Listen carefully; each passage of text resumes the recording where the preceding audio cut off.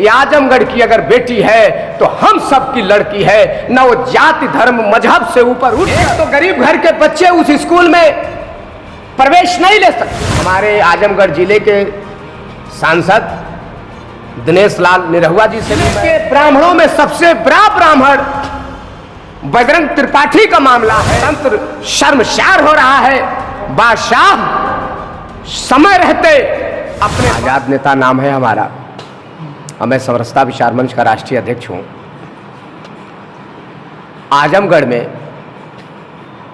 Children girls inter college के अंदर जो घटना घटित हुई है, ये 31 जुलाई का दिन काला दिन था। आजमगढ़ के इतिहास में भविष्य में ऐसी कोई घटना कभी नहीं घटित हुई थी।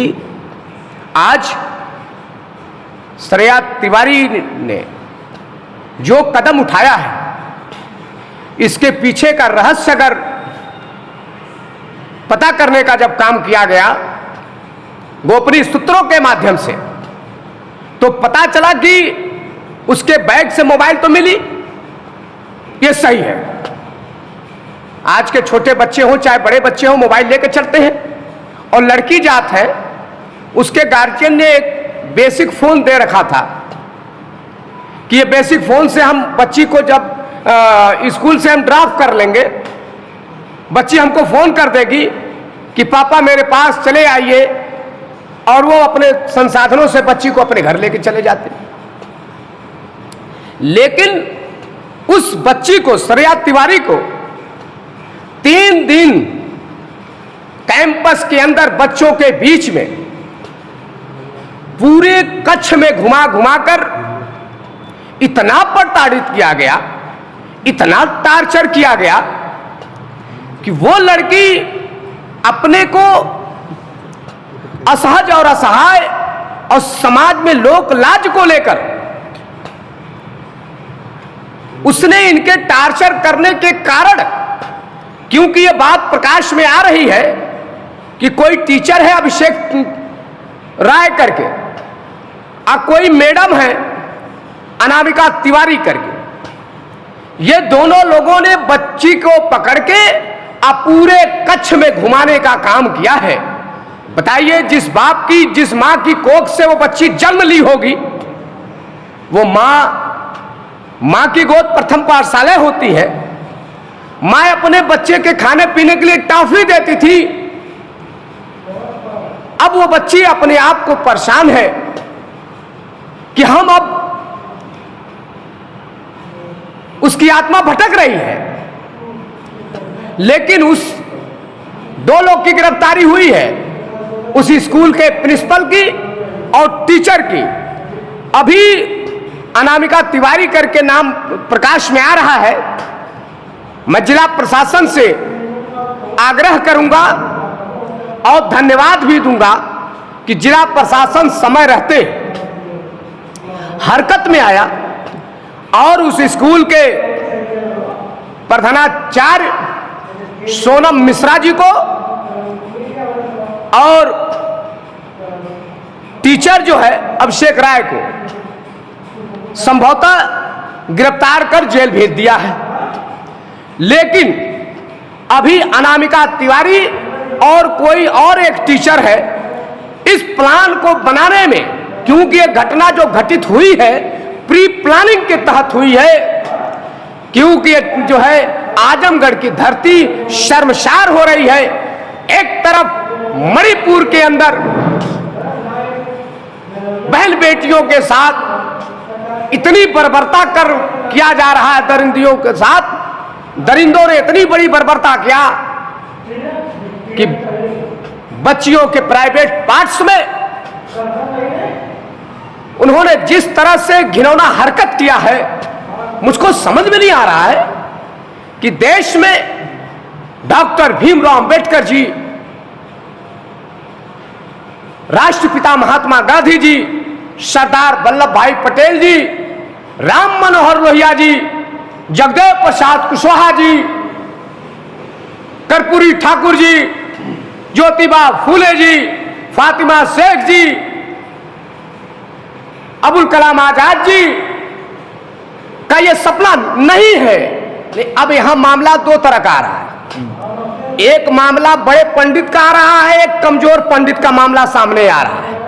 एक ब्राह्मण दोनों है, लेकिन एक गरीब घर के ब्राह्मण की लड़की है और एक जिले के धनाट रिच मैन, जिले के ब्राह्मणों में सबसे बड़ा ब्राह्मण बजरंग त्रिपाठी का मामला है। तो अब मामला वो तो गलीमत है कि मामला ब्राह्मणों के बीच चल रहा है। अगर ये कहीं दलित और बैकवर्ड क्लास के और माइनॉरिटी क्लास के लोग होते तो ये दृश्य और आजमगढ़ की धरती पर आंदोलन दूसरे तरह का होता। जैसे आपको मालूम होगा, इसके पूर्व में घटना हुई थी आपके हरिहरपुर में, उस समय ब्राह्मण सम्मेलन भी शुरू हो गया था। आज मैं जरूर चाहूंगा कि ब्राह्मण समाज के प्रदेश अध्यक्ष और ब्राह्मण समाज के राष्ट्रीय अध्यक्ष और सभी विभिन्न दल के लोगों को कि आज देश के अंदर अराजकता जो फैल रही है, देश के अंदर व्यवस्था तार तार हो रही है, देश के अंदर इंसानियत कठपुतली की नाच नचाया जा रहा है, लोकतंत्र शर्मसार हो रहा है।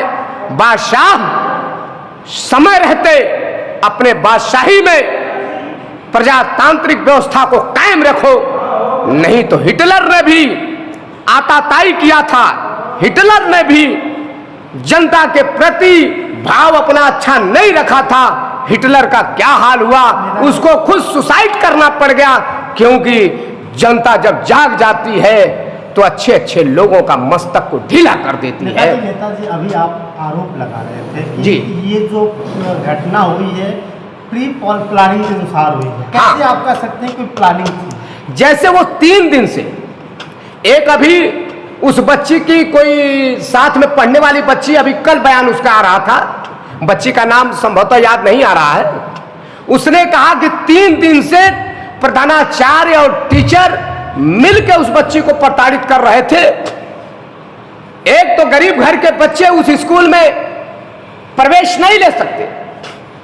गरीब घर के बच्चे अगर बजरंग त्रिपाठी से मिलना चाहें, उसके अभिभावक, तो मैं जानता हूं कि 1 सदी लग जाएगी मुलाकात होने में। बजरंग त्रिपाठी जी से मुलाकात होना असंभव है। अभी आपने कहा कि प्रधानाचार्य प्रताड़ित कर रहे हैं, हाँ, जबकि श्रेया ही ऐसी क्यों लड़की थी? क्या उसमें था, क्या कि उसको प्रताड़ित किया जा रहा है? ये तो जांच का विषय है। ये फॉरेंसिक टीम, जिला प्रशासन के लोग इस पे पैनी नजर रखे हुए हैं। जिला प्रशासन इसको खुलासा करेगा। और मैं धन्यवाद देता हूं जिला प्रशासन को कि किसी मामले को डार्क में नहीं रखा। मैं जिले के कप्तान साहब को और जिले के डीएम साहब को धन्यवाद देता हूं कि हमारे जिले में कोई भी घटना घटित अगर हुई हो तो जिला प्रशासन उसको हफ्ता 10 दिन में खुलासा करता है। जिला प्रशासन ने तो कार्रवाई करते हुए 2 लोगों को गिरफ्तार कर लिया, लेकिन आज स्कूल क्यों बंद कर दिया गया? अब भाई मैं कह रहा हूं कि वो प्रशासन पे दबाव बनाने के लिए, प्रशासन पे दबाव बनाने के लिए, क्योंकि वो ब्राह्मण की बेटी गरीब ब्राह्मण की बेटी है, वो कोई रईस या कोई मजबूत परिवार की बेटी नहीं है। लेकिन मैं जरूर कहूंगा वो गरीब ब्राह्मण का बेटा हो, चाहे वह दलित की बेटी हो, चाहे वो बैकवर्ड क्लास की बेटी हो, चाहे मुस्लिम समाज की बेटी हो, चाहे वो किसी तबके से आती रही हो, किसी समाज से आ रही हो, ये आजमगढ़ की अगर बेटी है तो हम सब की लड़की है। न वो जाति धर्म मजहब से ऊपर उठकर उस बच्ची के लिए सारे स्कूल के लोगों को लामबंद होकर श्रेया तिवारी को इंसाफ दिलाने के लिए सबको खड़ा होना चाहिए, न कि गुटबाजी करना चाहिए। मान लिया जाए कि आज स्कूल के लोग आपस में एक राय बनाकर, क्योंकि वो डर रहे हैं कि आज इस स्कूल पे कार्रवाई हो रही है तो कल हमारा भी नंबर आएगा तो तुम भी गलत करोगे, तो जिला प्रशासन तुम्हें भी नकेल कसने का काम करेगा। क्यों कि गरीब बच्चे, माँ बाप कैसे कैसे गेहूं चावल बेचकर बच्चों का दाखिला कराते हैं, बच्चों का प्रवेश कराते हैं। और इसलिए नहीं कराते कि कभी टॉफी के नाम पर, कभी पिज्जा बर्गर के नाम पर किसी जो है बच्ची को पानी 3 से 4 बार पी सकती है, गर्म मौसम है। अगर कोई बच्ची भाई दिन में 10 बार पानी पिए, पीने तो दो। यह हिंदुस्तान है स्कूल के प्रबंधकों, यह हिंदुस्तान है, यह आपके बाप की जागीर नहीं है। यह हिंदुस्तान किसी के बाप के जागीर नहीं है कि जैसे तुम चाहोगे वैसे बच्ची पढ़ेगी। डिसिप्लिन दो, बच्ची को पढ़ाने के लिए डिसिप्लिन दो, लेकिन पानी पीने के लिए उसको प्रताड़ित मत करो। लेकिन उस अनुशासन के दौरान पता चला कि मोबाइल की वजह से सारी घटनाएं घटी। मैं कह रहा हूं कि जांच का विषय है और इसके लिए जिला प्रशासन उसका सीटीआर वगैरह सारी चीजें, उसकी मोबाइल चेक हो रही है।